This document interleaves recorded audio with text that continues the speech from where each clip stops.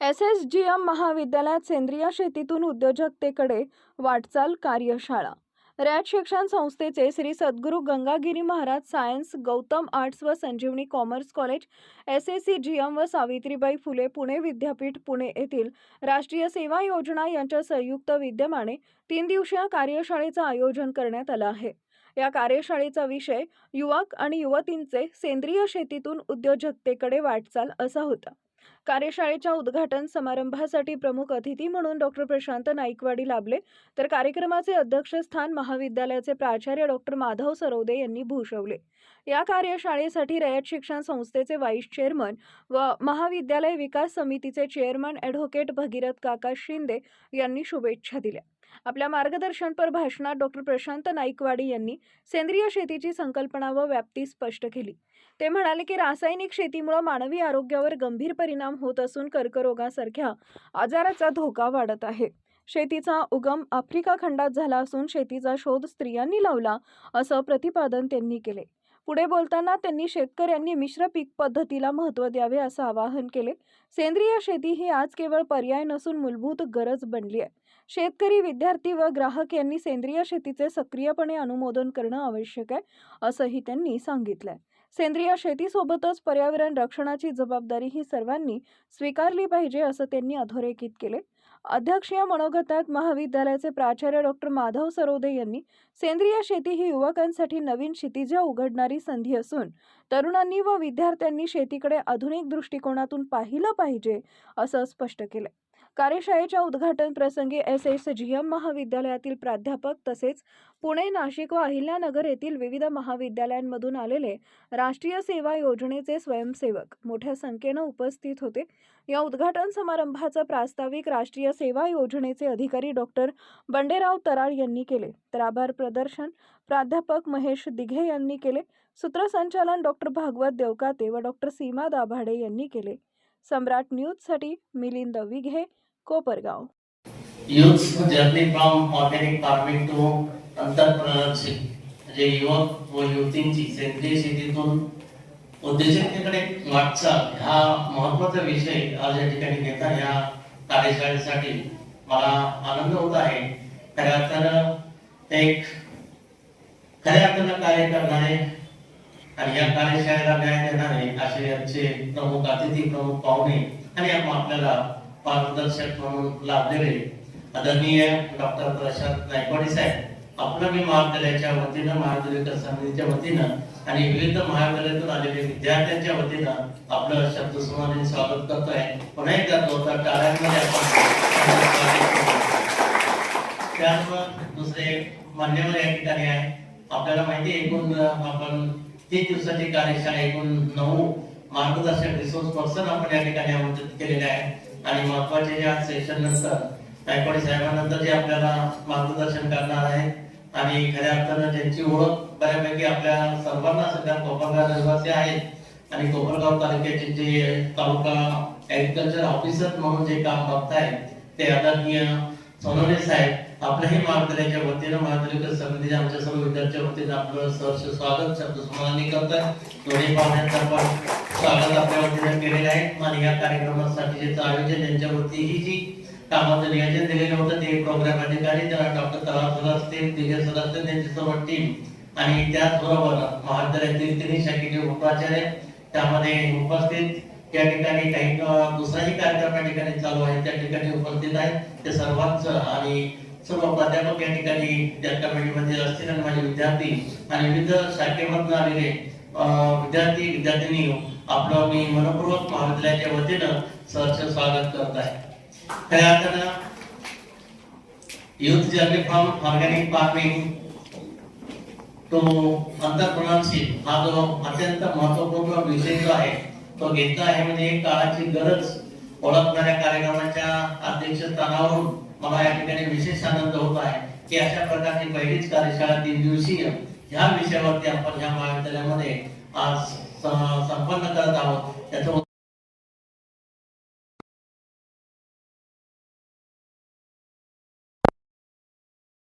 आज गरज काय सेंद्रिय शेतीची, आपण का सेंद्रिय शेतीविषयी बोलायला पाहिजे।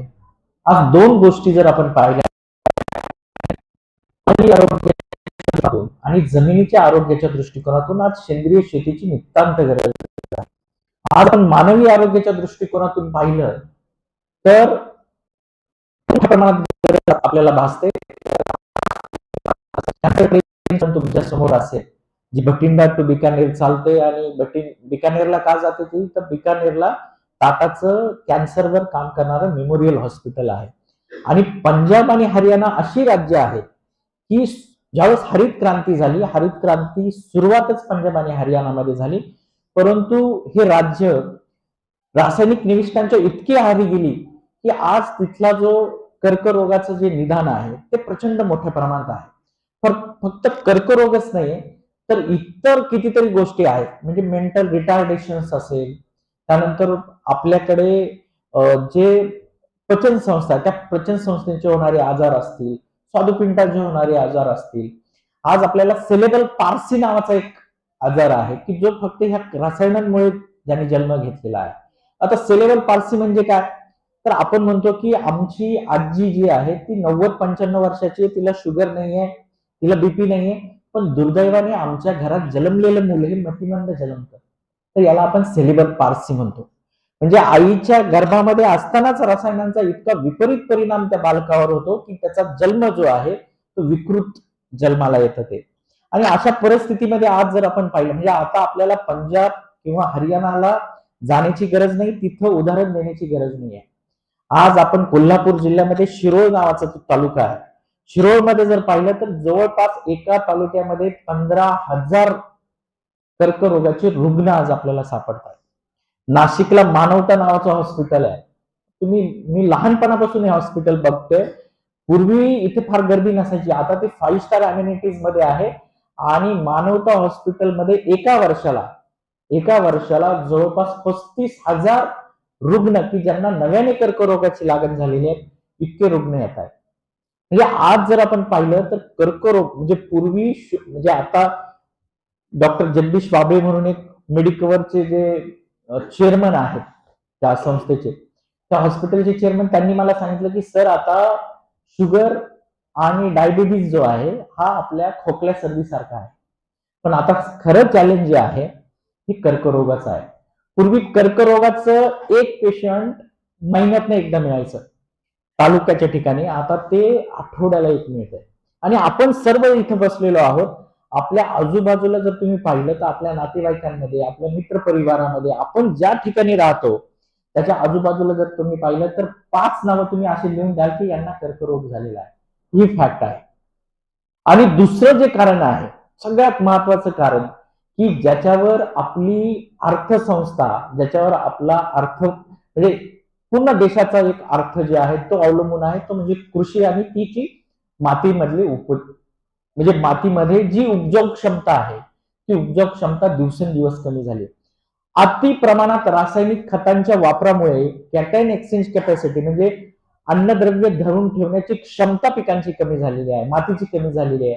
त्याच्यामुळे पिकांना दिवसेंदिवस जास्त मोठ्या प्रमाणात रासायनिक खतांचा वापर करावा लागतो, परंतु उत्पादन तितक्या मात्रामध्ये येत नाही. आणि मग आज दिवसेंदिवस, आज जर आपण पाहिलं तर आपला जो शेतकरी आहे, आपण सगळी शेतकऱ्यांचीच मुलं आहोत, तर आपला शेतकरी हा आर्थिक गोष्टीच्या बाजूला जर बोलायला झालं तर तो नापिकतेमुळे अतिशय संकटाच्या घाईत चाललेला आहे.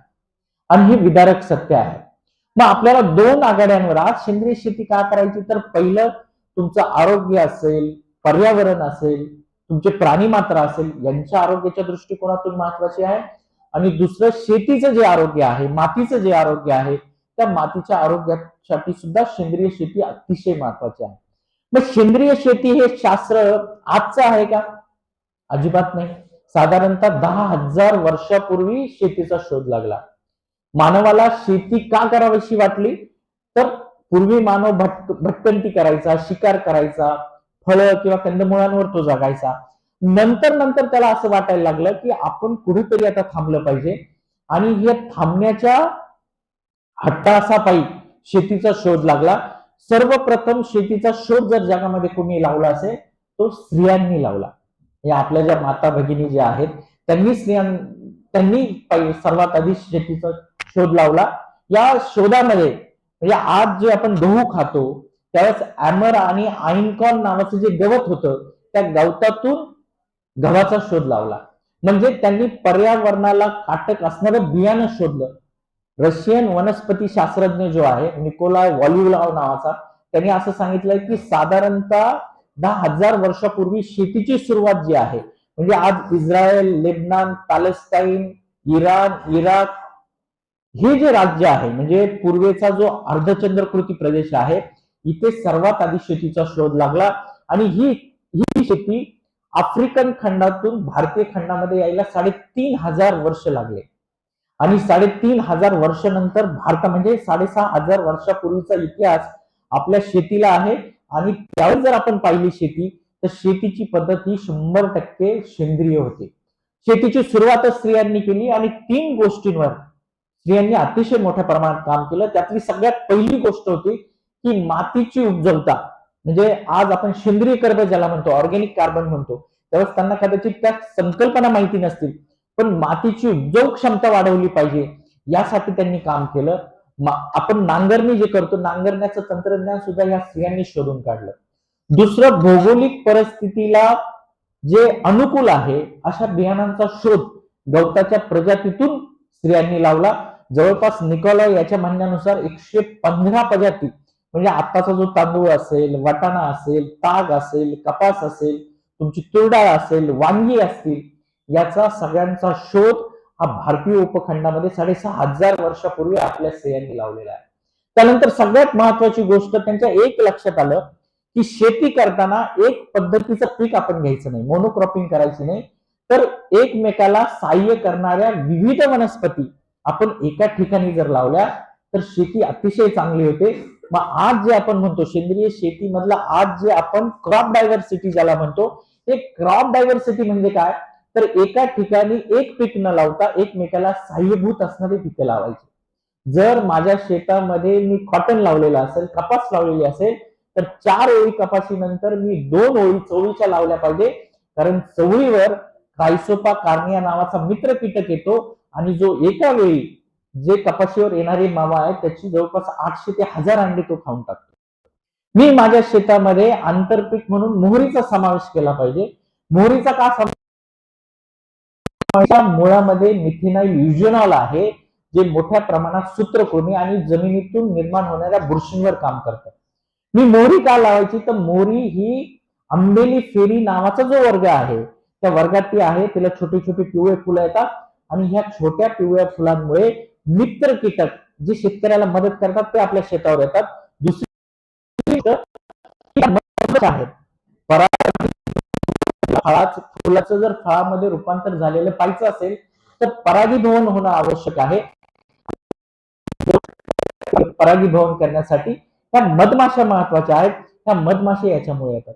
जर आपण आपल्या शेतामध्ये झेंडू लावला आपल्या मुख्य पिकांच्या बरोबर, तर झेंडू आपल्या शेतामध्ये पाणी कधी द्यायचं आहे, कॅपिलरी मुवमेंट ऑफ वॉटर ज्याला आपण म्हणतो, केशाकर्षण पद्धतीने झाडं पाणी घेतात, तर हे पाणी आपल्याला कधी द्यायचं आहे, म्हणजे जर आपल्याकडे ड्रीप नसेल, आपल्याकडे स्प्रिंकलर इरिगेशन नसेल, नैसर्गिक पद्धतीने आपण कसं पाणी द्यायचं हे झेंडूतून आपल्याला कळतं. या सगळ्या परिस्थितीवर आपल्याला पूरक अशी आहे. आज आपण इतक्या मोठ्या प्रमाणात आजार आपण जे म्हणतो की पॅकिंग फूडचे इतके परिणाम आहेत प्रचंड मोठ्या प्रमाणात. आज बीपी वाढण्याचं कारण सगळ्यात मोठं पॅकिंग फूड आहे. आपण कुठे घ्या त्या पॅकेटवर आपण सगळ्यात आधी काय पाहतो, जे सायन्सचे स्टुडंट आहे किंवा जे हेल्थ अवेअर आहे ते सुरुवातीला काय पाहतात की याच्यात कोलेस्टेरॉल किती आहे, पण आपण त्या पॅकेटवर सोडियमचं प्रमाण पाहतच नाही. हे सोडियमचं प्रमाण प्रचंड मोठ्या प्रमाणात आहे की जे तुमच्या शरीरामध्ये मीठ पेरत असतं आणि त्याच्यामुळे तुमचा बीपी वाढतो. एक वेळेस तुम्ही चहा घ्या, एक वेळेस तुम्ही ताक प्या, दही खा, परंतु पॅकेट फूड खाऊ नका किंवा जे कोल्ड्रिंक्स आहे ते कोल्ड्रिंक्स बिलकुल पिऊ नका. आपले जे विद्यार्थी आहे हे तुम्ही पुढे देशाचे भविष्य आहात आणि आज आपल्या देशाचं भविष्य जर स्वास्थ्य नसेल, त्यांच्यामध्ये स्वास्थ्य नसेल, ते तंदुरुस्त नसतील, तर आपण देशाचं भविष्य काय घडवणार आहोत. म्हणून आपण स्वतःकडे लक्ष देणं गरजेचं आहे. तुम्हाला सांगण्याचं कारण असं आहे की सेंद्रिय शेतीबरोबर म्हणजे सेंद्रिय शेतीमध्ये जे रसायनं वापरले जातात त्याच्याबरोबर जे फूड पॅक होऊन तुमच्यापर्यंत पोहोचतं हे सुद्धा तितकं हानिकारक आहे. तुमच्याकडे कोल्ड्रिंक्स जेवढे कोल्ड्रिंक्स आहेत या सगळ्या कोल्ड्रिंक्स मध्ये मोठ्या प्रमाणात आर्टिफिशियल शुगर आहे, ज्याच्यामध्ये ऍस्पर्टेम आहे, सुक्रालोज आहे, सॅक्रिन आहे, की जे साखरेपेक्षाही 10 पट घातक आहेत. तुम्ही एक कोल्ड्रिंक जर पिलं तर तुम्ही दिवसामध्ये 13 वेळा साखरेचा चहा पिता, इतकी साखर तुमच्या त्या कोल्ड्रिंक्स मध्ये आहे. त्याच्यामध्ये फॉस्फरसचं प्रमाण आहे, त्याच्यामध्ये म्हणजे जे कार्बोनेटेड ड्रिंक वापरले जातात ते कार्बोनेटेड घटकांचा समावेश आहे. याच्यापेक्षा तुम्ही दही घ्या, तुम्ही ताक घ्या किंवा जे फ्रुट्स आहेत ते फ्रुट्स तुम्ही जास्त खाली पाहिजे. हे आज आपल्या पुढे फार मोठी समस्या आहे. तुम्हाला 2005 का 2004 मध्ये मलाही त्यांना भेटायचा योग आला, तर एका पत्रकाराने त्यांना विचारलं होतं की सर, पहिली हरित क्रांती आपण ह्या रसायनांमध्ये केली, आता दुसरी हरित क्रांती कशी असेल? तर त्यांनी असं सांगितलं होतं की दुसरी हरित क्रांती ही आपल्याला आता सेंद्रिय माध्यमातून करावं लागेल, सेंद्रिय शेतीमध्ये करावं लागेल, परंतु ती इतकी सोपी नसेल, कारण सेंद्रिय शेती हे जे शास्त्र आहे ते प्रचंड अवघड आहे. याच्यामध्ये मायक्रोब्स आहे, म्हणजे लाईव्ह सायन्स ज्याला आपण म्हणतो, की लाईव्ह सायन्स प्रचंड अवघड आहे. म्हणून आज जर आपण पाहिलं तर आपल्याला परिस्थितीनुसार बदल करायचा आहे, परंतु परिस्थितीनुसार बदल करण्यासाठी आपल्याला कार्यशाळा, अभ्यास, त्याचं तंत्रज्ञान अवगत करणं तितकंच महत्वाचं आहे. आणि त्याचाच एक पार्ट इथं आपल्याकडे आज राबवला जातो, याचा मला विशेष आनंद होत आहे. आणि आज जर आपण पाहिलं तर कर्मवीर भाऊराव पाटील अण्णा यांच्या पदस्पर्शाने, यांच्या पुढाकाराने निर्माण झालेली जी रयत शिक्षण संस्था आहे, या संस्थेमध्ये एसएचएम कॉलेजला आज मला तुमच्यासमोर बोलायला भेटतं, हे माझं खऱ्या अर्थाने भाग्य आहे. दुसरं, तुमच्या संस्थेचे जे अध्यक्ष आहेत आदरणीय शरदचंद्र पवार साहेब, या पवार साहेबांबरोबर मी काम करतो आहे. त्यांचं जे Maharashtra organic and distributive farmers association आहे, त्याचा मी तज्ञ संचालक आहे. आणि या फार महान विभूती होत्या.